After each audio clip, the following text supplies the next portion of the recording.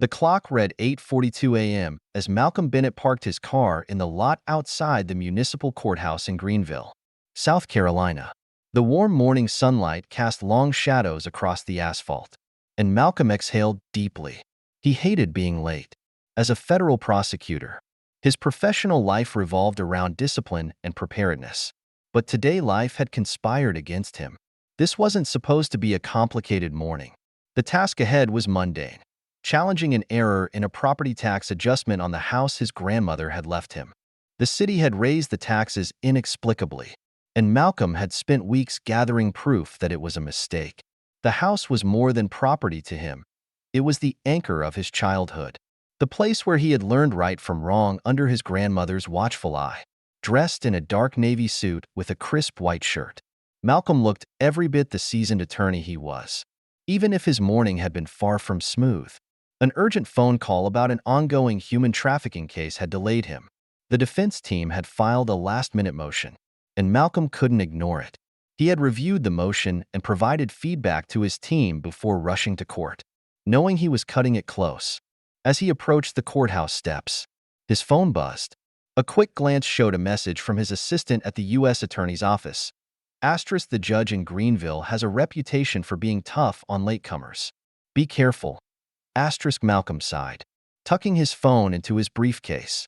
He wasn't worried. Facts were his weapon, and he came armed with evidence. But something in the message lingered. He shook it off as he stepped into the cool interior of the courthouse.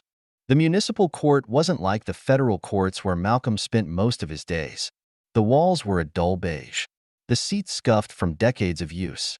The air smelled faintly of coffee and old paper. Despite its worn appearance, the place buzzed with activity. People shuffled in and out clutching stacks of documents, faces etched with anxiety over parking tickets, minor disputes, and other small claims. Malcolm checked his watch. 8:50 a.m., 10 minutes to spare. Barely enough time to find the correct courtroom. He followed the signs down a narrow hallway, passing people speaking in hushed tones. Room 204. Judge Charles Whitman was etched in brass on the door. Malcolm adjusted his tie and stepped inside. The courtroom was already filling with people. Malcolm found a spot near the back and sat down, flipping open his folder to review his evidence. As he scanned his notes, he noticed the judge entering the room. Judge Charles Whitman, a tall man with a silver mane and piercing blue eyes, commanded attention without saying a word. His reputation as a no-nonsense figure was evident in the way he scanned the room, his sharp gaze missing nothing. "All rise," the bailiff announced. The room shuffled to its feet. Malcolm joined in, his posture straight. As the judge settled into his chair, Malcolm noticed the stark silence that followed. Judge Whitman began calling cases one by one with mechanical efficiency, his tone crisp and detached. Malcolm watched closely. A middle-aged man in a suit, arriving a few minutes late, shuffled into the room unnoticed. Moments later, a young woman in casual clothes slipped in and took a seat. Neither received so much as a glance from the judge. Malcolm made a mental note, but focused on his own case. Finally, at 9:15 a.m., Malcolm heard his name called. He gathered his folder and made his way to the podium, projecting calm despite the slight delay. As he approached, Judge Whitman looked up, his expression hardening. Malcolm felt the shift in the room, a quiet tension that hadn't been present for the previous cases. "You're late, Mr. Bennett," the judge said sharply, his voice cutting through the room. "Do you think the court's time is less valuable than your own?"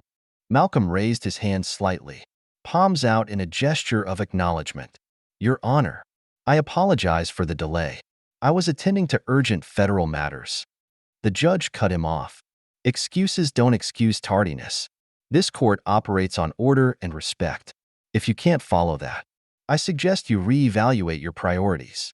Malcolm felt the weight of dozens of eyes on him. He maintained his composure, choosing his next words carefully. "Your Honor, I understand the importance of timeliness. If I may, I'd like to present my case regarding the property tax adjustment." Judge Whitman waved a hand dismissively. "We'll get to that. First, there's the matter of contempt. Tardiness undermines the integrity of these proceedings. You are hereby fined $750. The words hung in the air like a hammer striking an anvil. Malcolm's jaw tightened slightly, but he kept his expression neutral. Around him, murmurs rippled through the room. "Your Honor," Malcolm began, his tone calm and measured. "May I explain?" The judge raised his gavel, silencing him. "You may not. Consider this a lesson in respecting the court." Malcolm stepped back, his mind racing. This wasn't just about tardiness. It was about something deeper, something that many in the room had likely seen before. He glanced briefly at the other latecomers, none of whom had been reprimanded. The disparity was glaring, and Malcolm wasn't about to let it slide. As he returned to his seat, Malcolm opened his folder. But this time, it wasn't the property tax documents he focused on. He began jotting notes, his pen moving swiftly across the page. The judge, meanwhile, continued with the next case, his voice unwavering. Malcolm knew one thing for certain. This was no ordinary morning. The courtroom proceeded in its rhythm, but Malcolm couldn't shake the blatant disparity he had just witnessed. He replayed the moment Judge Whitman imposed the $750 fine, contrasting it with the indifference shown to others who had arrived late. The young woman who had slipped in earlier sat near the front, scrolling on her phone, untouched by reprimand. A man in a gray blazer now presenting his case had clearly walked in after the judge began. Yet the gavel's ire had been reserved solely for Malcolm. This wasn't an isolated moment. It was a pattern. Malcolm could recognize it as plainly as the documents in his briefcase. He turned to his legal instincts, assessing the situation with precision. A fine this steep for tardiness in municipal court was extreme, even punitive. He noted the expressions of those around him, a mix of disbelief, discomfort, and curiosity. Malcolm could tell that others in the room were thinking the same thing, but no one dared to speak. "Next case," Judge Whitman announced. Malcolm's name echoed in the room again. He stood, his stride calm and deliberate. As he returned to the podium, the judge fixed him with the same piercing gaze, as if daring him to falter. Malcolm began, "Your Honor, I have here documentation regarding the erroneous property tax adjustment. The property has been in my family for decades, and these adjustments do not align with the city's assessed values." He placed the folder on the podium, opening it to reveal neatly organized documents and photographs. He gestured toward a specific page. "This shows the original tax assessment, which remained consistent for 5 years.